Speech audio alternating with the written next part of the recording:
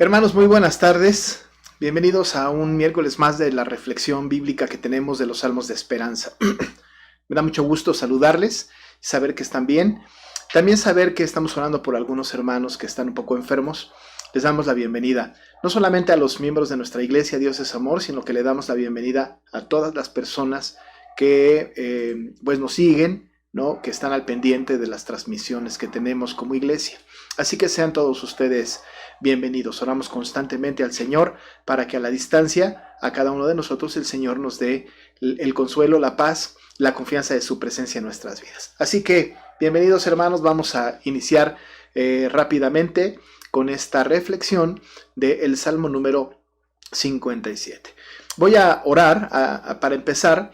Y después de la oración haré la lectura de los primeros 3 versículos del Salmo 57 y después entonces haremos la reflexión. Vamos a inclinar nuestros rostros y a orar.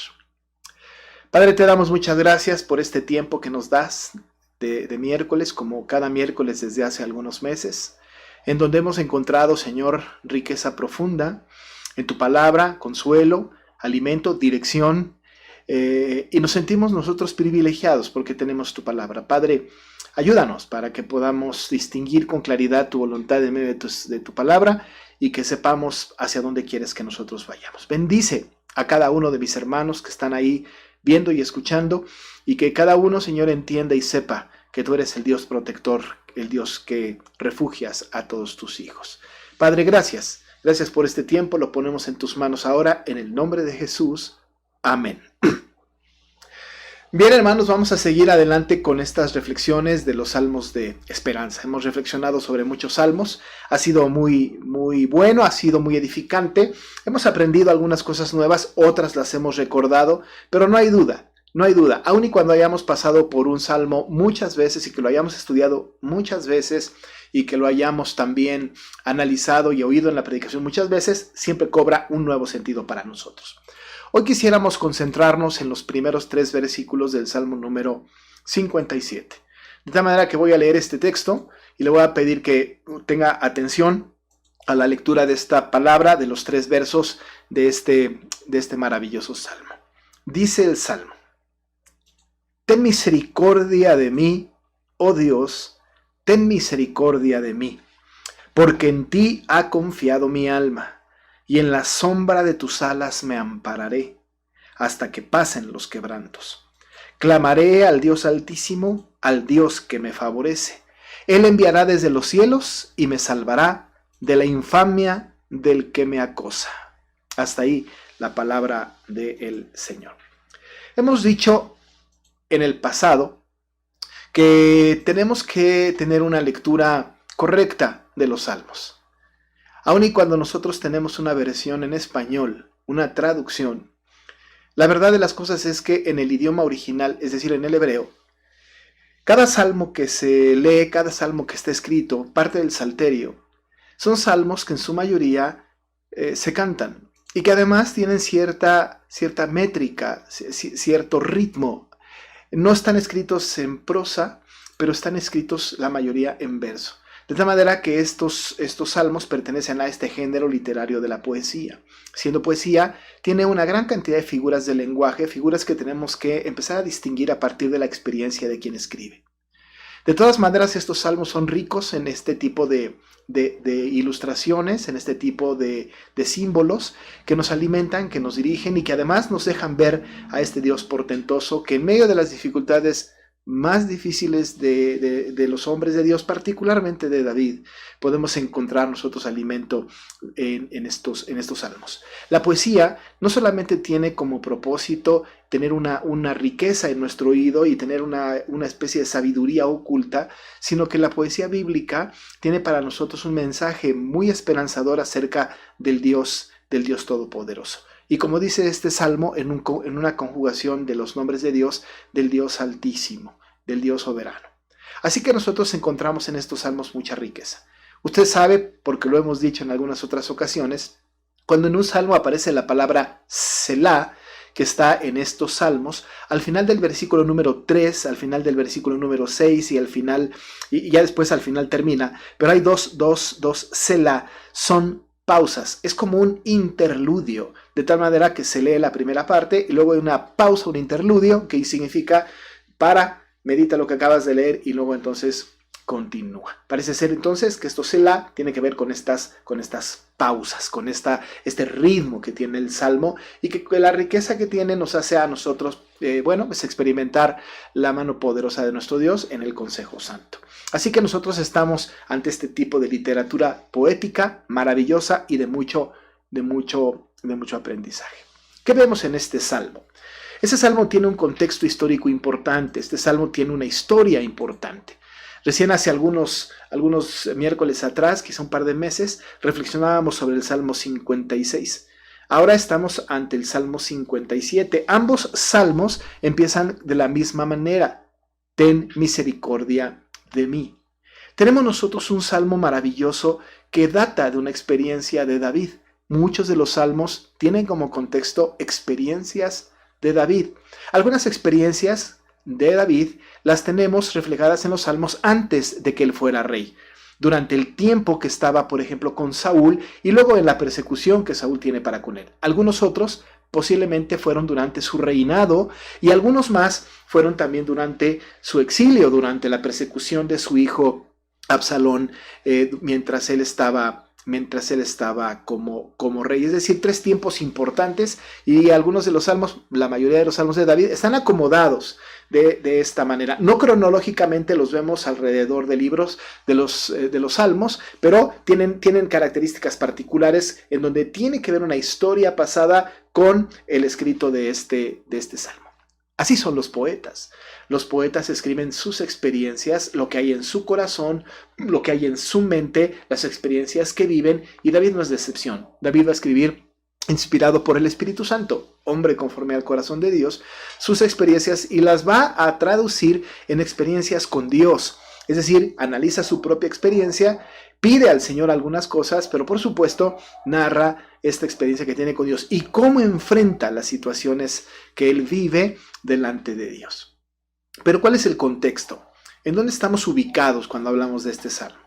Este salmo tiene una inscripción hasta arriba, al principio, que como hemos dicho insistentemente, el texto que está arriba del salmo, al inicio del salmo, que está con letras negras, eso es un título que se le puso posteriormente para tener una especie de dirección respecto del contenido del salmo. Esta palabra que está, o estas palabras que están en negro como plegaria pidiendo ser librado de los perseguidores, esta no es palabra inspirada. Esto es solamente una inscripción que se ponen o que ponen los traductores para dirigir la atención del lector. No es palabra inspirada. Pero lo que sí es palabra inspirada es el texto que a continuación está, como siempre insistimos. Estas palabras, estas frases con letra muy pequeña en itálica y que están como inscripción para este salmo. Dice esta inscripción: al músico principal sobre no destruyas, Mictam de David cuando huyó de delante de Saúl a la cueva. Hemos hablado un poco acerca de lo que significa el músico principal, del Mictam de David, etc. Pero vamos a concentrarnos en la inscripción final, es decir, lo último que dice este pequeño párrafo que nos orienta un poco al respecto del salmo. Dice, cuando huyó de delante de Saúl a la cueva. Solo con esta inscripción nosotros podemos identificar inmediatamente que este salmo fue escrito en el tiempo antes de que David fuera rey. Si hubiese sido escrito en el momento del reinado de David, no menciona a Saúl. Nosotros recordamos que el rey o el pueblo de Israel tuvo rey o fue un pueblo monárquico a partir de Saúl. Saúl fue el primer rey sobre Israel. Después de Saúl, por supuesto, va a seguir David, después Salomón, luego Roboam, luego se va a dividir el reino y va a haber un montón de reyes en el norte y en el sur. Pero el primer rey, Saúl. Desde este principio, cuando vemos en esta inscripción de que David huyó, cuando huyó de delante de Saúl en la cueva, sabemos pues que fue durante el reinado de Saúl y sabemos que estaba siendo David perseguido y sabemos que se había ido a esconder delante de la cueva. Todo esto lo sacamos a partir de esta leve y breve inscripción arriba del salmo. Hemos entonces de acudir al contexto. Hemos de recordar la historia del contexto para que podamos nosotros disfrutar y discernir cómo es que David escribe este salmo, bajo qué circunstancias lo escribe. Es importante el contexto porque entonces tendremos una interpretación más correcta al respecto de lo que el salmista está queriendo decir a través de, o el Espíritu Santo a través del salmista en este tiempo. Quizá la orientación que tenemos al respecto de esta persecución que tiene de parte de Saúl esté en lo que nosotros podemos identificar como un problema que David tiene.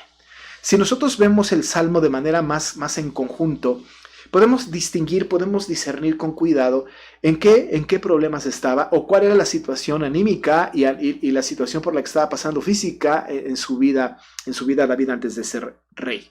Tenemos, por ejemplo, que había un peligro que le acechaba, ¿no? La palabra quebranto del versículo número 1 es importante. No, lo leeré, dice: ten misericordia de mí, oh Dios, ten misericordia de mí, porque en ti ha confiado mi alma, y en la sombra de tus alas me ampararé hasta que pasen los quebrantos. Podemos inmediatamente saber que David está pasando por quebrantos. Entiéndase, alguna versión diría por pruebas, está pasando por quebrantos, hasta que pasen los quebrantos. Él está quebrantado, su vida está quebrantada, está bajo una prueba, bajo una tensión muy fuerte. Hemos de entender pues que esta es la situación en la que vive él. No solamente esto nos da un indicador, sino que en el versículo 10 nos habla de la infamia de los acosadores. Dice el verso 3: Él enviará desde los cielos y me salvará de la misma infamia del que me acosa.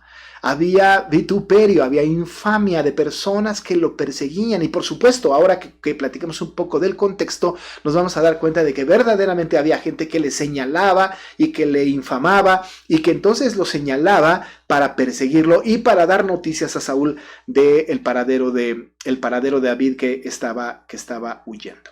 Pero es bastante más descriptivo los versículos que siguen. No los leímos, pero se los leo. Los versículos 4 o el versículo número 4, vemos una descripción muy significativa de lo que está pasando David.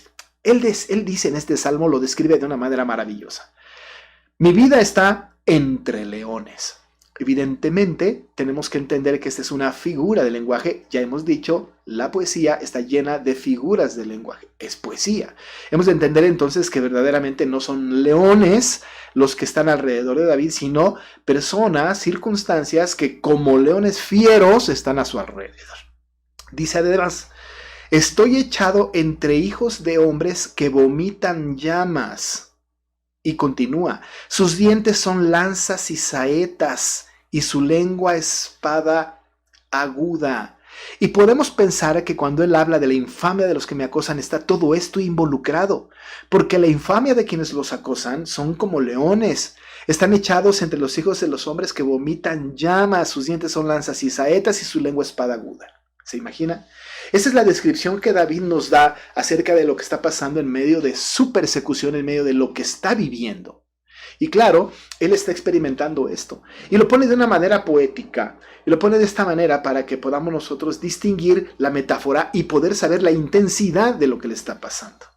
La intensidad de lo que está viviendo. Ese es el problema que tiene David.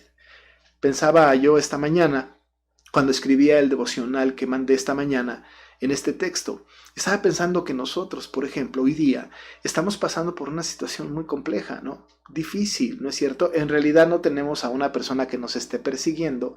Quizá, ¿no? Es posible que sí, pero me parece que no. Pero lo que sí nos acecha, pero lo que sí está alrededor de nosotros como un león, lo que sí está enfrente de nosotros, que está constantemente amenazándonos, es un virus invisible, malicioso, que está atacando y que está atentando contra nuestra integridad, está atentando contra nuestra seguridad y en muchos de los casos está ganando la batalla. Y no estoy hablando necesariamente de que infecte o que mate personas, que por cierto esto también, sino que el temor que tenemos frente a este virus está haciendo que tengamos una especie de temor infundado y que de alguna manera estemos haciéndonos para atrás y veamos esto como una amenaza. Ciertamente lo es.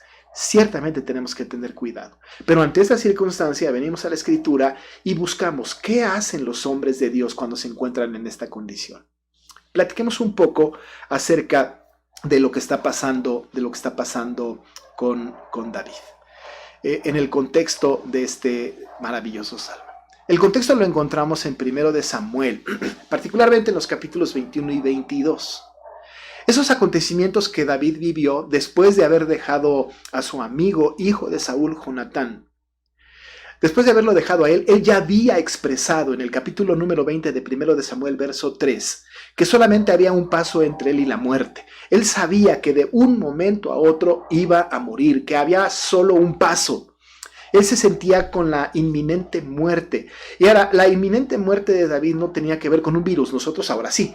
Pero él no, él tenía que ver su inminente muerte con la persecución que Saúl empezó a hacer para matarle. No quería buscarlo y encontrarlo Saúl para reconvenirle, para regañarle, para llamar su atención o para convencerlo. Saúl lo que quería era matarlo. Y él confiesa a su amigo Jonatán y le dice, hay un paso en 1 de Samuel 23, hay al final un solo paso entre mí y la muerte. Entre la muerte y yo. Así que entonces está en esta condición David. Después de que huye de un artilugio que tiene con Jonatán y él logra huir, en esa huida Saúl sigue persiguiéndolo. Saúl no va a descansar hasta que encuentre a David y insisto, no para reconvenirle, sino para aniquilarle. Lo quería matar. Él entonces empieza a huir. Y en su huida va a llegar, según nos narra la historia, en primer término con el sacerdote Ahimelech en Nob. Y usted se acuerda la historia, va a llegar a Nob con el sacerdote Ahimelech. Estando ahí con el sacerdote Ahimelech y después de que le da el pan de la mesa de la proposición a sus hombres que no han comido, que por cierto David tiene que decir que están puros, que no han tocado mujer, etc. Después de que hace esto, se da cuenta de que en medio o estando ahí en este mismo lugar está uno de los siervos de Saúl, ¿no? Uno de los siervos que servía, era el príncipe, según la escritura, el príncipe de los pastores. Se trataba de este príncipe, de este siervo de Saúl, Doeg Edomita. Y él, por supuesto, era de Saúl y él podía verle y podía entonces avisarle a Saúl que David estaba ahí en Nob y entonces venir a apresarlo. David se pone muy nervioso y entonces pide a Ahimelech que le dé una espada. Ahimelech le dice, no hay mejor espada que la de Goliat con el que luchaste, toma la espada de Goliat, y David huye. En la huida o en la continuación de su huida, porque hay gente que le está acechando, hay perseguidores, hay quienes tienen lengua como espada aguda, como posiblemente hubiera sido Doeg Edomita, entonces se va a trasladar hasta Gad con el rey Aquis. En Gat, estando con el rey Aquis, se encuentra con una nueva sorpresa. Los siervos de Aquis se dan cuenta de quién es David. Para este momento, David, pues era bastante conocido, muy conocido por la batalla que había librado contra Goliat. Los siervos de Aquis se dan cuenta de David, lo reconocen y le dicen a Aquis que no es este de quien se decía hirió Saúl a sus 1000 y David a sus 10,000. Fue suficiente para que David supiera que ahí tampoco era un lugar seguro. Ya lo habían descubierto. Justamente antes, en Nob, con Ahimelech, le había descubierto, hoy estaba a punto de descubrirle Doeg Edomita. Pero ahora cuando se viene a Gat con el rey Aquis, ahí sí que lo reconocen y empiezan a hablar acerca de que este es de quien se hablaba. Y sabía perfectamente David que esto era una señal de que tenía que huir de este lugar. Así que después de algún acontecimiento bastante ridículo que nos narra la Biblia, en el sentido de que tiraba baba por todos lados David para hacer como si estuviera loco, ¿no? Que hay varias interpretaciones de esto. Finalmente, Aquis piensa que no quiere locos en medio de él y le permite que se vaya y lo echa. Esta persecución que está teniendo David, quiero que nos imaginemos nosotros cómo está sintiéndolo él. ¿Qué experiencias está teniendo? ¿Cómo lo asimila en su ser? ¿Se entrega? ¿Se deja morir? ¿Deja de luchar? ¿Qué es lo que tiene que hacer? Él había recibido la promesa de parte de Samuel, que era el que había mandado a reconocerle ante su familia, y él sabía que tenía que permanecer. De alguna manera, nosotros sabemos que David tenía este conocimiento de que tenía que ser rey para Israel. Y además sabemos que David era un hombre conforme al corazón de Dios. En el gran proyecto, en el plan de Dios, David tenía que continuar. David seguramente lo sabía y continúa su viaje. Él se sabe resguardado, él se sabe protegido por el Señor. Y se va. Y huye de en medio de Ahimelech de Doeg Edomita, y también huye de los siervos y de la persecución que puede resultar la visita con Aquis, rey de Gat. Y se va. Quizá por esto, ¿no?, encontramos en la escritura que él habla de la infamia de sus acosadores. Mi vida está entre leones, porque está con una sensación de persecución muy, muy, muy fuerte. ¿Y qué es lo que hace? Bueno, pues lo que él hace es que se autoconfina en una cueva. Aquí es donde tenemos algunas similitudes con nosotros. Porque nosotros, ante la amenaza del virus, que ya decía yo es malicioso, invisible, descarado, ¿no es cierto? Lo que ha resultado de esta amenaza es que nos hemos tenido que resguardar, nos hemos tenido que autoconfinar, nos hemos tenido que encerrar. Y por cierto, este es un encierro quizá no tan voluntario, pero lo hemos hecho en voluntad propia. Es decir, hemos recibido instrucciones de las autoridades de que nos encerremos y lo hemos hecho de manera voluntaria. No ha habido toque de queda, no hay una orden soberana, no hay penalización para los que salgan, sino que es una recomendación, pues de alguna manera bastante directa y fuerte, para decirnos no salgan. El principio de no salir tiene que ver con que evitemos de alguna manera ser contagiados y o contagiar a otros de este virus COVID-19, el famoso coronavirus.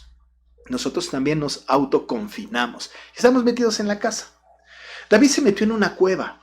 Se autoconfinó por toda la situación que estaba viviendo. Se puso, pues encerró en la cueva. Estando en la cueva de Adulam, nos diría 1 Samuel 22:1, la famosa cueva de Adulam. Va a llegar David allí. Y estando ahí, se le va a unir un ejército de 400 personas. Su familia, pero quiero que noten qué tipo de ejército va a ser conformado con David. Las características de este grupo es todos los afligidos, todos los que estaban endeudados y todos los que se hallaban en amargura de espíritu. Este era el ejército de David. Un ejército que, por cierto, no estaba capacitado para luchar. Un ejército que verdaderamente estaba preocupado más por sí mismo, porque había endeudados, porque había afligidos, porque había personas con amargura de espíritu. Estaban más preocupados de sí mismos posiblemente que de una lucha con David. Es posible que hayan llegado con esta condición y llegar con David les haya fortalecido porque él estuvo como jefe de todos estos. Pero era un grupo de 400 personas entre su familia y todos estos que no iban a poder enfrentarse, por supuesto, al ejército y a la espada de Saúl. Y lo que hace David es que se va a esta cueva y llega con él estas 400 personas que verdaderamente no representan un peligro para Saúl. Pero ahí están. Imagina el panorama. Está encerrado, está en la cueva, escondido, librándose del peligro, con un montón de gente que no necesariamente pueden ser útiles para la batalla. ¿Cómo enfrenta esto David? ¿Qué es lo que pasa con David? Nosotros hemos hecho lo mismo que David. Nos hemos encerrado, nos hemos confinado. Ha sido voluntario. Sin embargo, en la definición de nuestra condición está la actitud con que la enfrentemos. Repito, en la definición de nuestra condición está la actitud con que la enfrentemos.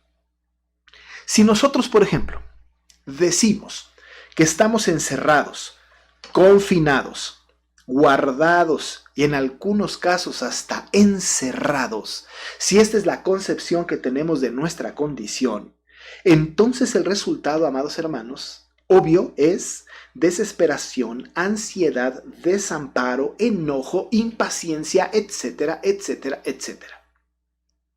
Nuestra condición anímica, nuestra condición espiritual está determinada por la concepción que tenemos de lo que estamos viviendo. Si nosotros decimos estamos encerrados, encarcelados, confinados, y este es nuestro lenguaje, el resultado de esto, por supuesto, tiene que ver con la desesperación, la depresión, la inquietud y todas estas cosas.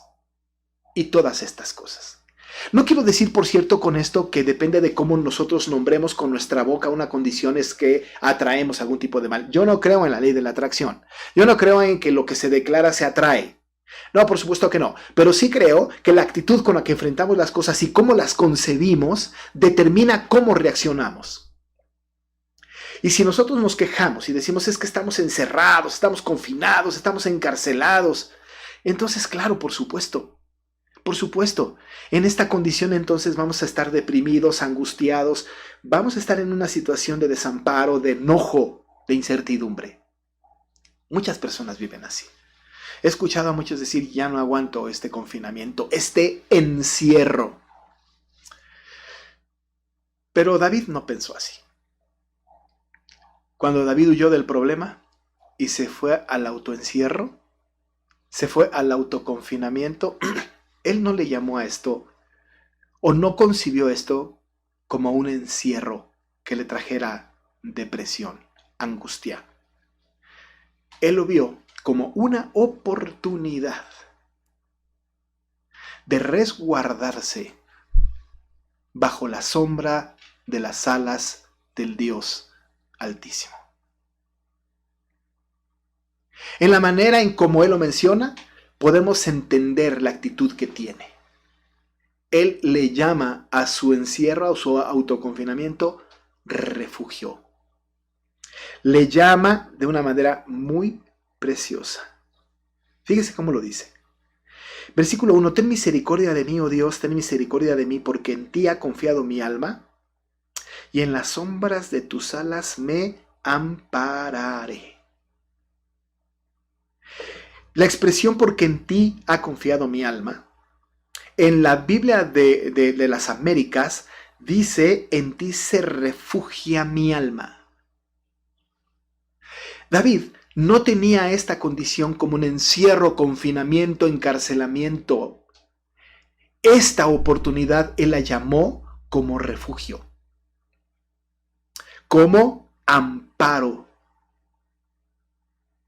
en donde ahí, en esta condición, metido en esta cueva por los problemas, podía experimentar el refugio y el amparo de su Señor.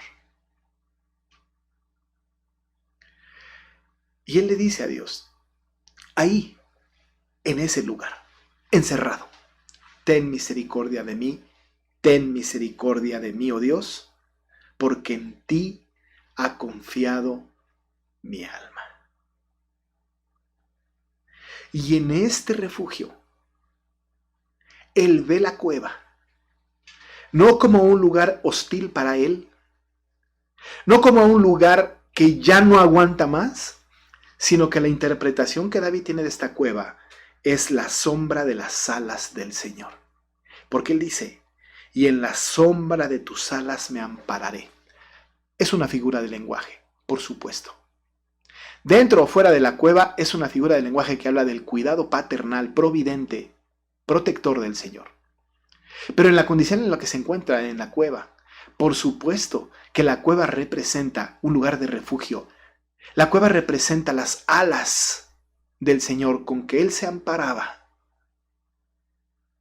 Y amados hermanos, nosotros, guardados en casa, estando en casa, tenemos la maravillosa oportunidad para sentirnos resguardados, refugiados bajo la sombra de sus alas. Si salimos o cuando salimos, siempre estamos en riesgo. Pero además, cuando llegue a casa o cuando esté en casa, no se sienta como encerrado, ni confinado, ni encarcelado. Debemos sentirnos refugiados bajo la sombra de las alas del Señor. Es ahí en donde puede David reflexionar y concluir que su alma confía plenamente en el Señor, en la cueva de Adulam. Es ahí en esa cueva, en este aparente encierro voluntario, que experimenta el amparo de su Dios con la hermosa metáfora de la sombra de sus alas.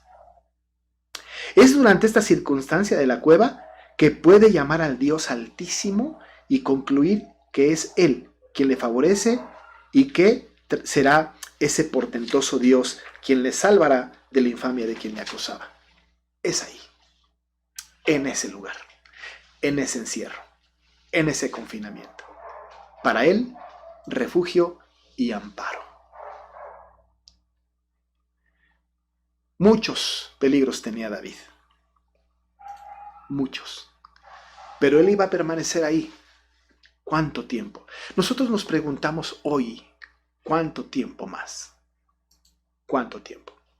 Tenemos noticias de nuestro país y de otros países. Noticias, por ejemplo, en España o en algunos lugares de Estados Unidos, en donde dejaron que salieran las personas otra vez a tener su vida normal y han regresado a lo que a nosotros en México le llamamos semáforo rojo porque se ha incrementado la infección. ¿Cuánto más? ¿Qué vamos a hacer nosotros? ¿Hasta cuánto vamos a esperar? David dice, hasta que pasen los quebrantos. Hasta que pasen los quebrantos. Diríamos, ¿no? En nuestro lenguaje, en nuestro tiempo, hasta que pase la amenaza de este virus, hasta que haya una vacuna, hasta que esto ya no sea amenaza para nosotros. Y si es mucho tiempo o poco tiempo, mientras que estemos en casa, no debemos considerarlo como encierro, confinamiento, encarcelamiento. Debemos aprovechar, amado hermano, es una maravillosa oportunidad que Dios nos da para estar refugiados bajo la sombra de sus alas. Para meditar en Él, para suplicar misericordia, para alejarnos un poco de las circunstancias cotidianas y que podamos venir al Señor, que es nuestro refugio, nuestro amparo, y poder depender de Él completamente. Completamente. No quiero alegorizar la Escritura, pero ciertamente, esta circunstancia que vivimos nosotros de encierro es una especie de cueva de Adulam. Pero aquí, en casa, podemos experimentar el refugio de nuestro Señor y vivir en carne propia, ser cuidado y protegido bajo la sombra de sus alas, hasta que pasen los quebrantos. No nos quejemos. Aprovechemos, hermanos, el tiempo, porque cuando esto pase, ¿quién sabe si vuelva a haber otra ocasión en que tengamos esta gran oportunidad de estar en casa, refugiados bajo la sombra de sus alas? Pido a Dios que pronto pase esto. Pero mientras no, aprendamos la lección y vivamos contentos, felices, bajo el cuidado protector del Dios Altísimo. Oremos. Padre, muchas gracias por esta palabra que nos enseñas.